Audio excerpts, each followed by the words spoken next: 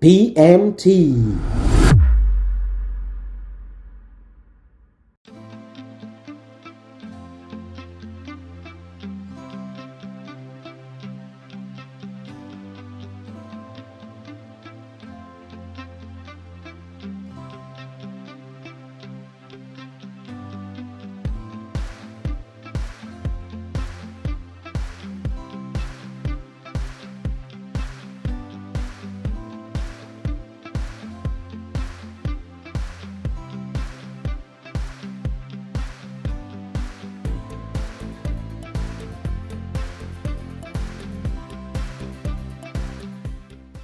C'est sur ce site inattendu à la Marina du Marin que nous nous retrouvons aujourd'hui pour notre émission Révèle-moi en extérieur. Aujourd'hui, le thème du jour, le manteau de gloire.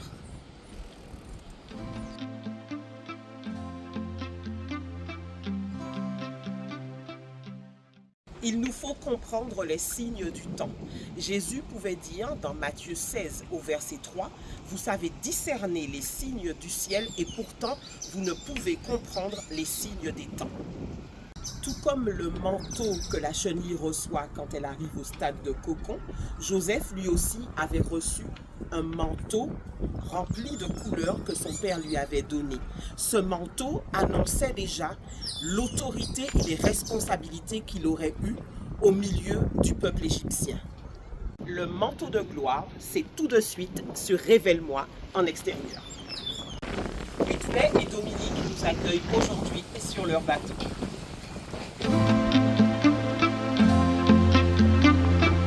Bonjour Alain. Bonjour Sandra, bonjour à tous ceux qui nous regardent et nous vous remercions pour les encouragements, pour les messages que vous envoyez sur YouTube.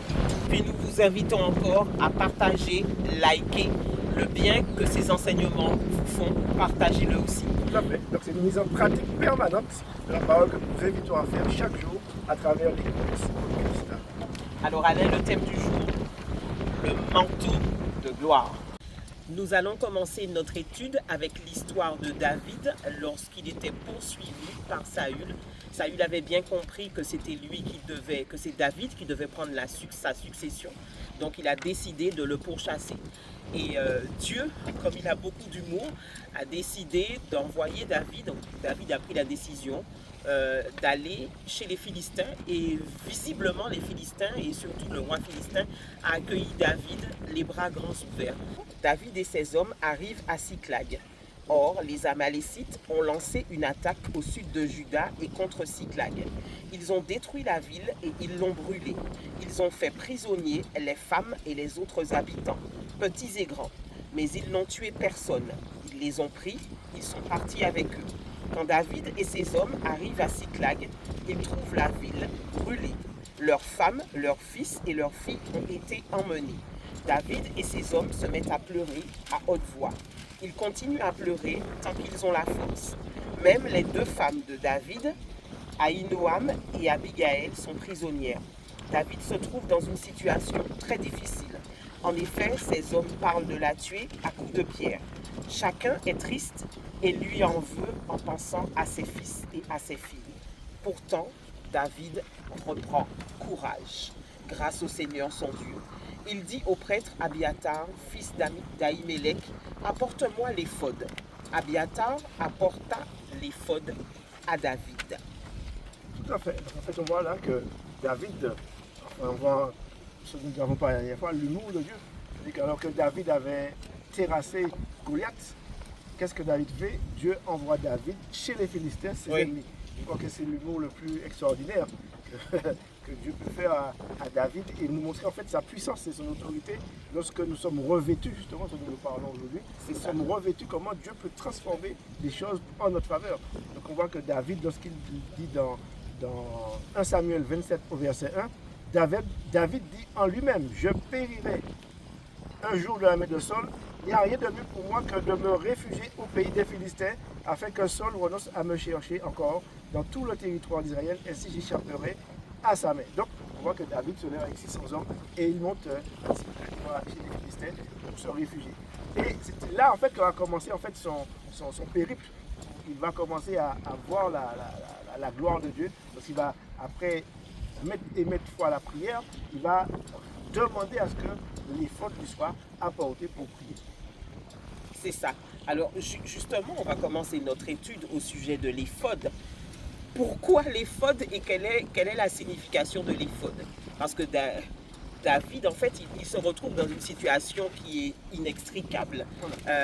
Non seulement il est en fuite parce que Saül veut sa mort, concrètement parlant, mais en plus de ça, maintenant, il arrive dans une situation où les soldats qui étaient avec lui se révoltent contre lui et eux aussi, ils veulent lui ôter la vie. À ce moment-là, il voit que la situation, elle est vraiment très très sérieuse et il demande au prêtre de lui amener l'éphod. Qu'est-ce que l'éphod?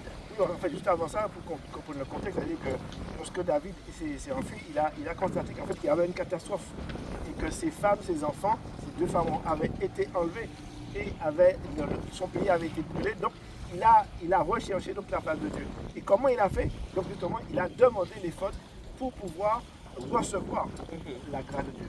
Donc, qu'est-ce que l'éphod, justement? En fait, l'éphod, c'est un habit que revêtaient les souverains sacrificateurs.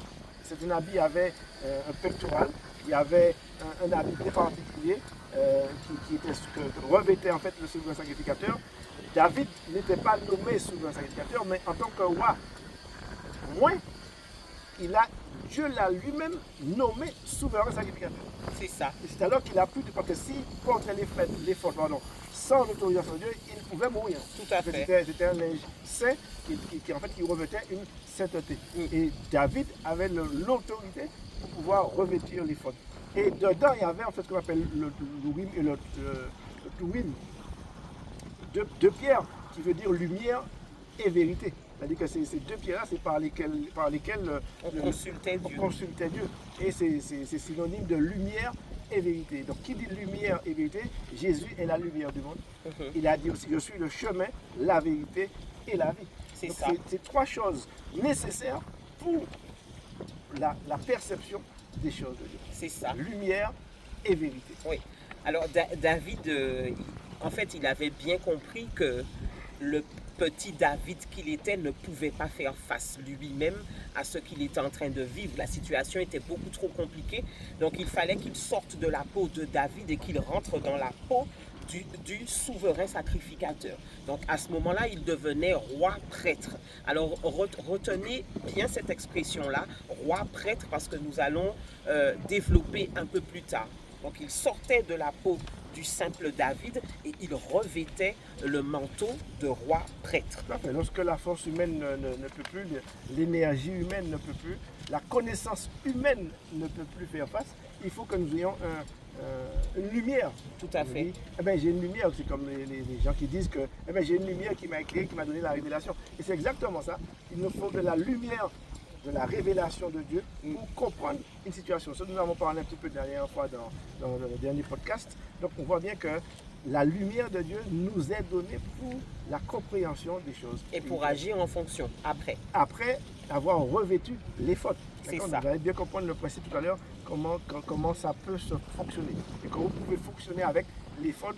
On va expliquer en quoi cela consiste. À quoi sert l'éphod? C'est la question que tu as posée tout à l'heure. Donc on va prendre Exode 28 au verset 30. Tu placeras dans le pectoral l'Urim et le Thummim, c'est ce dont tu parlais à l'instant, qui seront ainsi sur le cœur d'Aaron. Lorsqu'il se présentera devant l'Éternel, et Aaron portera en permanence sur son cœur le moyen de connaître mon verdict concernant les Israélites. Donc l'éphod, et là c'était pas l'éphod, parce qu'il y avait l'éphod des sacrificateurs et il y avait l'éphod des souverains sacrificateurs. Et l'éphod, c'est dans l'éphod des souverains sacrificateurs qu'il y avait le pectoral et dans lequel il y avait les deux pierres dont tu parlais qui servaient à consulter l'Éternel. Donc David savait très bien qu'il ne pouvait pas agir de lui-même et qu'il avait besoin d'une force surpuissante pour pouvoir prendre les bonnes décisions et avoir les bonnes techniques de combat. L'éphod était en fait un ordre donné par Dieu. C'est-à-dire que c'était quelque chose que Dieu avait institué pour les souverains sacrificateurs pour se distinguer en fait du peuple. C'est ça. Et de distinguer en fait, parce qu'en fait, l'éphod, lorsque Dieu voyait arriver ces hommes revêtus d'éphod, ils avaient une ouverture. C'est-à-dire que Exactement. la porte leur était ouverte pour pouvoir accéder à la connaissance. On voit bien que ce que tu as lu dans Exode 28, il disait le moyen de connaître mon verdict concernant les Israélites. Tout à fait. En fait, lorsqu'ils avaient revêtu les fautes, ils avaient une ouverture spirituelle. C'est-à-dire qu'ils avaient une option, on peut dire aussi, Tout à fait. pour pouvoir percevoir les choses divines. Et entendre Dieu. Et entendre Dieu, c'était nécessaire. Et on voit que ce peuple-là, les souverains sacrificateurs, avaient une place privilégiée dans la connaissance et dans la révélation des choses.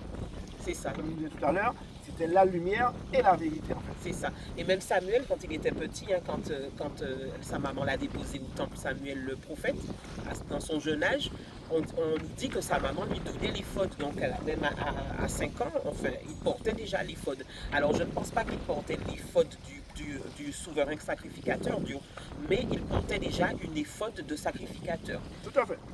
On voit bien que c'était en fait le moyen par lequel Dieu avait donné à son peuple en fait pour conquérir sur le sujet de l'éphod. Comment Dieu peut, à travers une éphod, un vêtement, donner une option spéciale C'est ça. à son peuple. Et on va voir à quoi ça correspond aujourd'hui en 2024. À quoi correspond l'éphod en 2024? Donc, nous allons prendre le verset de 1 Pierre 2 au verset 9. Mais vous êtes tous un peuple élu, une communauté de rois prêtres. On voit bien que ce sont des sacrificateurs royaux. Donc, qui est sacrificateur royaux, il faut bien comprendre le contexte. Qu'est-ce que c'est qu'un roi? Un roi, c'est quelqu'un qui a une autorité naturelle. C'est-à-dire que quelqu'un, lorsqu'il va, tu vois, comme le roi, n'importe quel roi, Charles par exemple, lorsqu'il va donner un ordre, ce sera exécuté. C'est-à-dire qu'il n'aura pas de mal à faire exécution. Et il n'aura aucun doute sur l'exécution de son ordre. Et c'est ça que Dieu veut pour vous et pour nous-mêmes. En 2024. En 2024, que nous ayons cette assurance d'être roi. C'est-à-dire que la Bible nous dit que Jésus dit qu'il est le roi des rois. Nous sommes ces rois. À qui est conféré un pouvoir et une autorité pour prier, pour défendre nos droits, pour chasser l'ennemi, pour le renvoyer. Et lorsque nous croyons en ce que nous disons en tant que roi, eh bien, c'est ça la puissance de Dieu. Et par là même, il nous donnera aussi la connaissance, la révélation pour aller rapidement au but et pour pouvoir exercer notre autorité. C'est vrai. Et dans Apocalypse 1 au verset 6, on peut lire « Il a fait de nous des rois et des prêtres de Dieu ». Vous pouvez aller vérifier pour ceux qui mettent en doute Apocalypse 1, verset 6. « Il a fait de nous des rois et des prêtres ». Voilà. Donc on a les deux fonctions.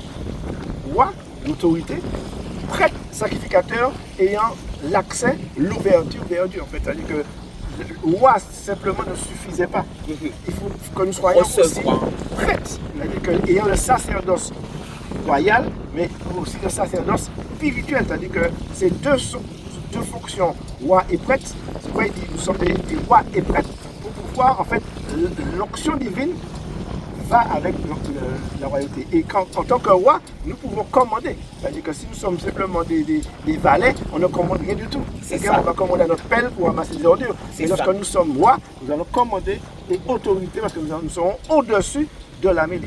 Voilà. Alors tout à l'heure, quand on était dans la voiture, on échangeait un petit peu par rapport au sujet. Et puis on en est venu à parler de Superman, le super-héros Superman. Mais c'est exactement la même chose. Au départ, il s'appelle Clark Kent. Et tant qu'il est Clark Kent, il n'a pas de pouvoir. Par contre, quand il passe sa cape de super-héros, à ce moment-là, il a le pouvoir de voler, il a le pouvoir de soulever des montagnes, sa force, elle est multipliée. Donc c'est exactement la même chose en tant qu'enfant de Dieu. Et c'est à cet endroit-là où on retrouve David. David sent que le tout petit David qu'il est, c'est pas suffisant. Donc il est obligé de se revêtir de son éphod pour acquérir une puissance suffisante pour faire face aux difficultés qu'il rencontrait.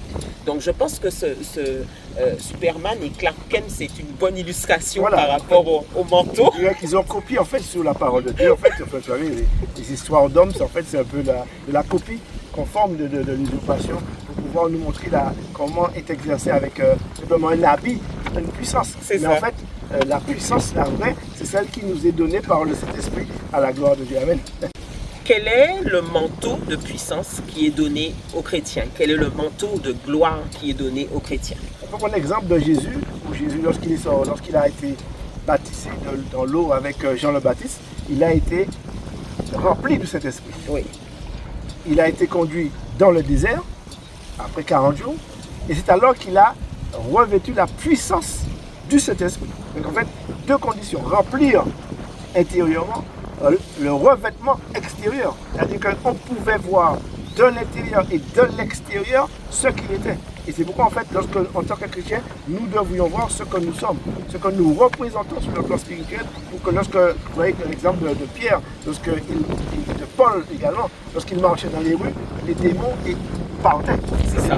Les gens tombaient, étaient guéris parce qu'ils voyaient le manteau de puissance sous ces deux hommes. Donc, et cela est valable aussi pour nous en 2024. Maintenant, c'est notre manque de foi qui fait qu'effectivement nous ne faisons pas de choses, mais nous voyons que l'autorité, nous l'avons. Je crois que nous pouvons aussi donner l'exemple, un exemple que nous avons donné la dernière fois concernant la pluie. Ce matin, vous savez, il y avait une pluie énorme, on a annoncé Ernesto.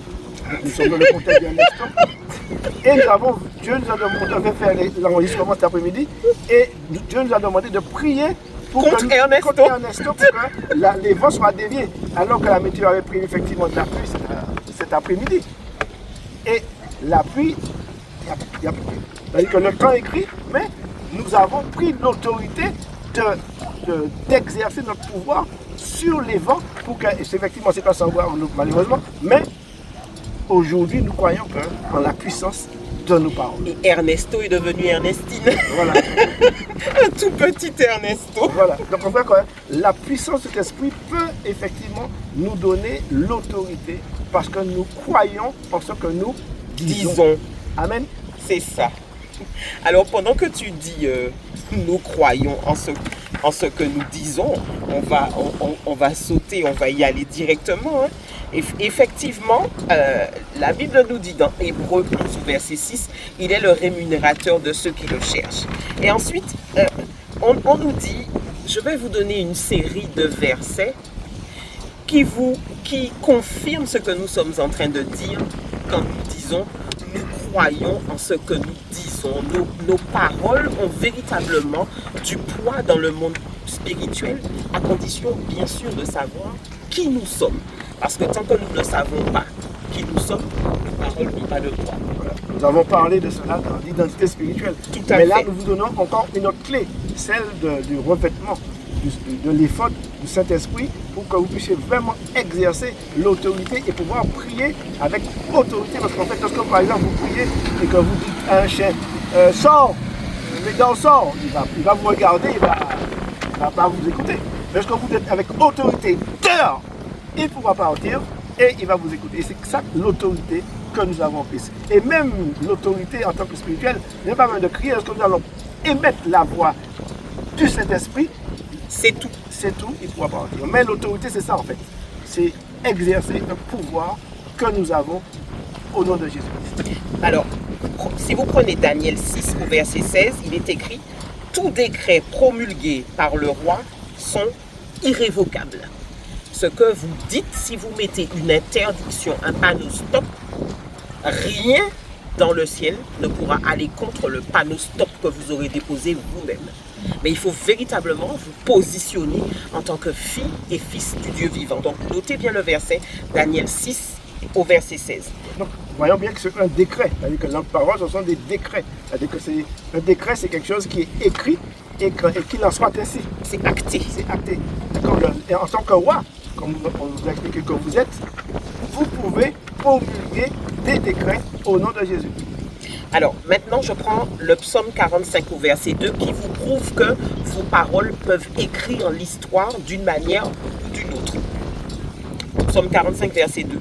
De belles paroles agitent mon cœur, que ma bouche soit comme la plume d'un bon écrivain. Que ma bouche soit comme la plume d'un bon écrivain. Donc, notre bouche peut aider à écrire l'histoire ou à défaire l'histoire. notre bouche. Vous vous rendez compte du pouvoir qui nous a été donné? Donc il faudrait maintenant qu'on passe à un stade supérieur, qu'on ne soit plus tout simplement rempli du Saint-Esprit, mais qu'on en arrive à être revêtu de la puissance de l'Esprit.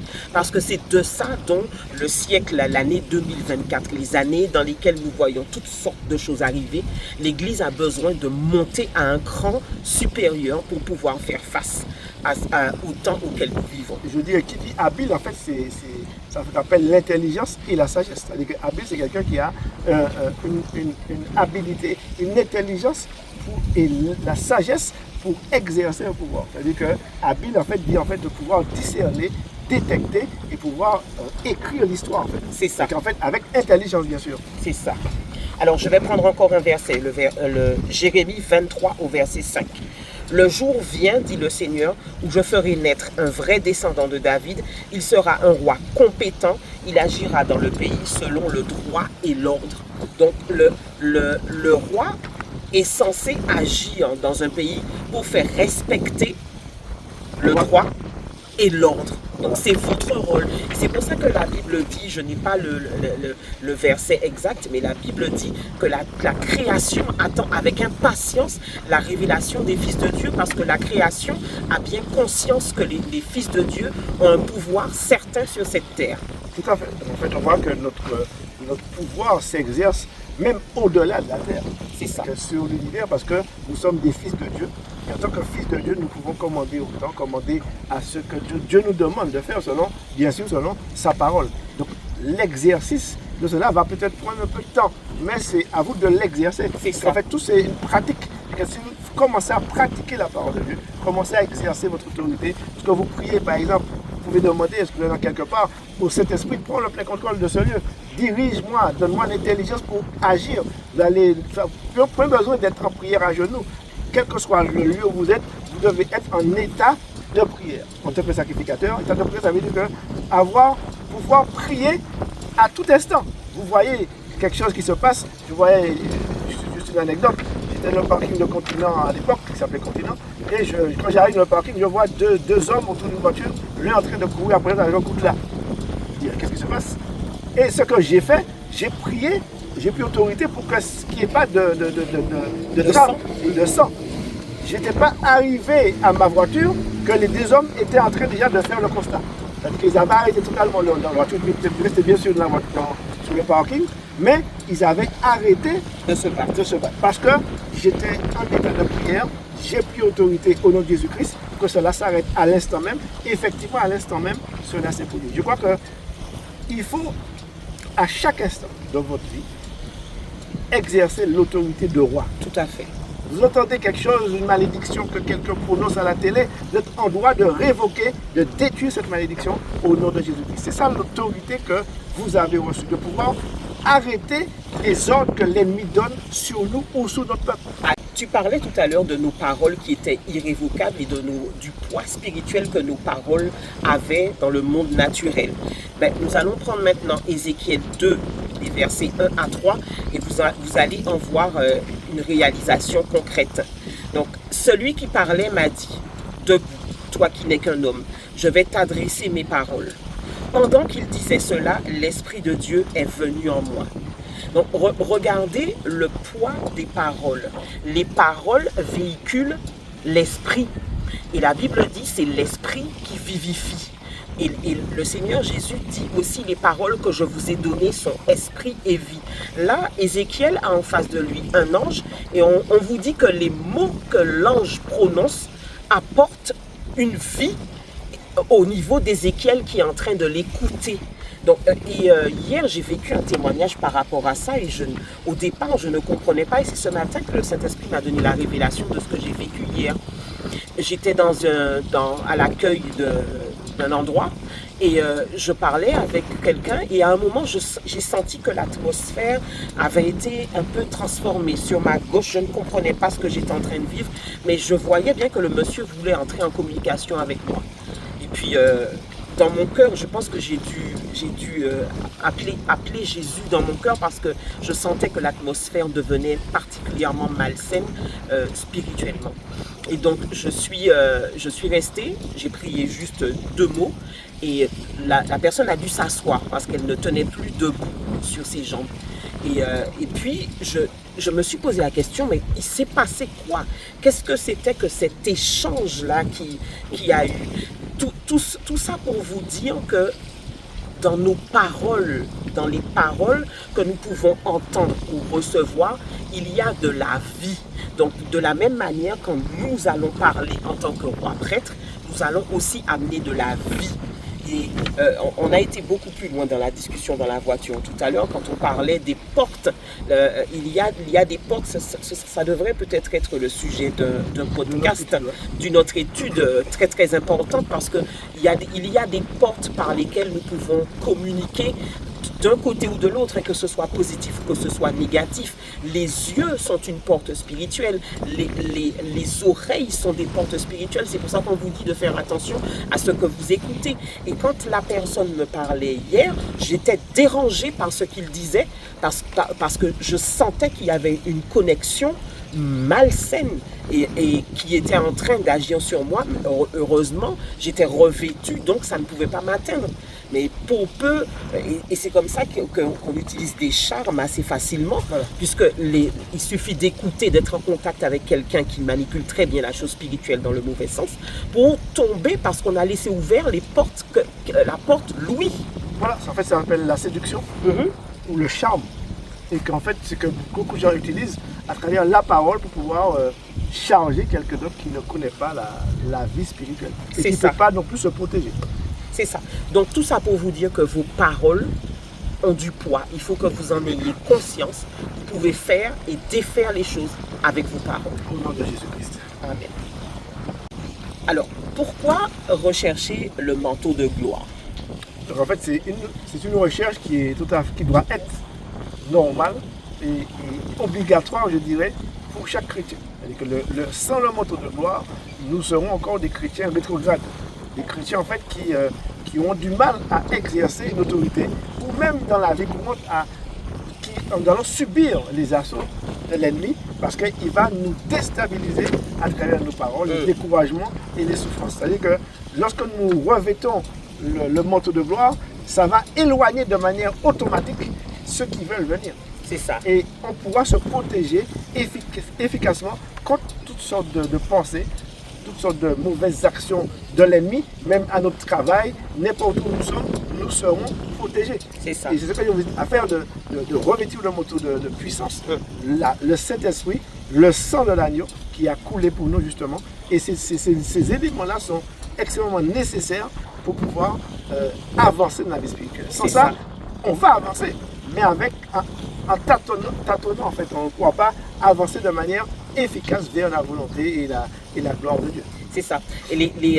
on a dans l'Ancien Testament les fils d'Issachar qui fonctionnaient déjà avec le manteau de gloire. Sans savoir qu'ils fonctionnaient avec le manteau de gloire. On trouve dans 1 Chronique 12 au verset 33, de la tribu d'Issachar, 200 chefs vinrent avec les hommes de leur tribu qui étaient sous leurs ordres. C'était des gens qui savaient discerner comment Israël devait agir en fonction des circonstances. Donc le manteau de gloire vous donne la direction dans tout ce que vous devez faire. Et d'ailleurs, quand nous prions pour les gens là où on nous appelle, et c'est ce qu'on fait. On ne cherche pas à savoir de nous-mêmes, on interroge Dieu. Donc, on est revêtu du manteau de gloire. Et après avoir interrogé Dieu sur tel ou tel sujet, c'est lui qui donne la direction. Et une fois que vous avez la direction, la seconde d'après, vous n'avez presque rien fait, c'est terminé. Parce qu'il a fait la lumière. C'est Jésus, en fait, que vous appelez. Et il a fait la lumière, que la lumière soit. Et il vous montre la situation spirituelle telle qu'elle est. Et le problème est résolu. Tout à fait. En fait, c'est l'efficacité dans la prière. Au lieu de perdre 2 heures de temps à genoux, nous allons perdre 10 minutes. Même pas des fois. Et une fois que Dieu a révélé, connaître ce que Dieu a dit, Isaac, il avait le don de connaître les circonstances et qu'est-ce qu'il fallait faire en face des circonstances. Et c'est simplement la parole de Dieu qui nous éclaire. Des fois, c'est une parole de Dieu dans la Bible.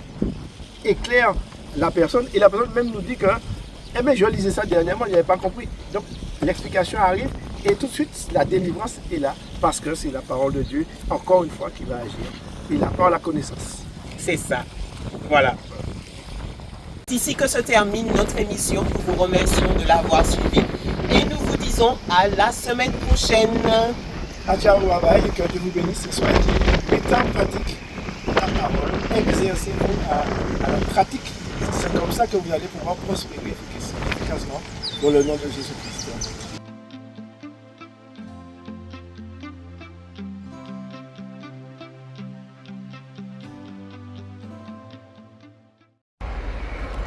Je reviens de la marina et puis l'émission me revient en tête, ce que nous venons juste d'enregistrer. Et j'entends, il y a un chant qui me remonte au cœur. C'est « Vêtu de gloire, le Fils de l'homme reviendra ». Et je me dis que si Jésus doit être revêtu de gloire quand il vient récupérer son Église, c'est l'Église glorieuse aussi qui doit attendre le retour pour qu'elle soit récupérée par son époux. Et pendant que je remonte, j'ai toute une réflexion qui me vient. Je discute avec le Saint-Esprit pour parler clairement. Et il me dit que les miettes de pain, quand elles tombent de la table, elles ont exactement la même composition que le pain lui-même. Donc si Jésus doit être revêtu de gloire quand il revient, nous aussi qui sommes les petits Christ, nous devons être revêtus de gloire.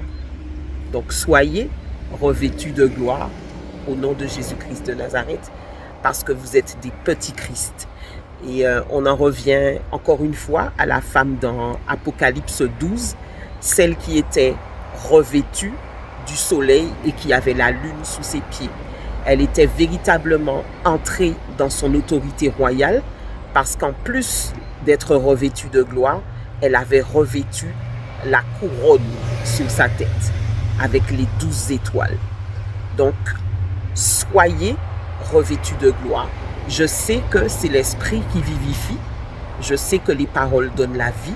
Alors, soyez revêtus de gloire. N'oubliez pas que ce sont les miettes de pain qui ont guéri l'enfant. Il y a une histoire dans la Bible où la femme, elle n'était pas juive, il me semble qu'elle était samaritaine. Et elle demande à Jésus grâce pour son enfant et Jésus lui dit qu'il est venu pour les brebis de la maison d'Israël. Et il lui dit qu'il n'est pas venu pour les chiens. Et elle dit, mais les chiens mangent les miettes. Et les miettes ont guéri son enfant. Donc les miettes que nous sommes, nous devons nous revêtir de la puissance de l'Esprit pour pouvoir aller, guérir et briller au milieu de cette génération. Qu'il en soit ainsi.